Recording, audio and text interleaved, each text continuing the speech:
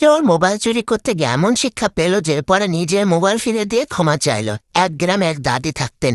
তিনি নতুন একটা স্মার্টফোন কিনেছেন, কিন্তু ফোন ব্যবহার করতে খুব একটা জানতেন না। একদিন বাজার যাওয়ার সময় একজন চোর তার মোবাইল চুরি করে পালিয়ে গেল।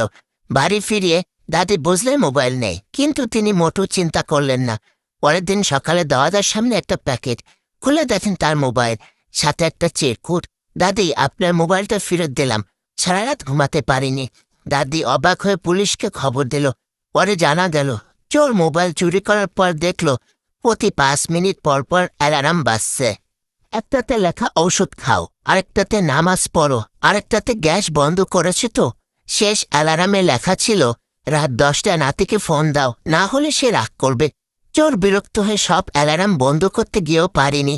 সারা রাত ঘুম না হওয়ায় সকালে সে নিজে মোবাইল ফেরত দিয়ে লিখে গেল, দাদি আপনি মানুষ না, হাঁটতে চলতে একটা অ্যালার্ম ফ্যাক্টরি।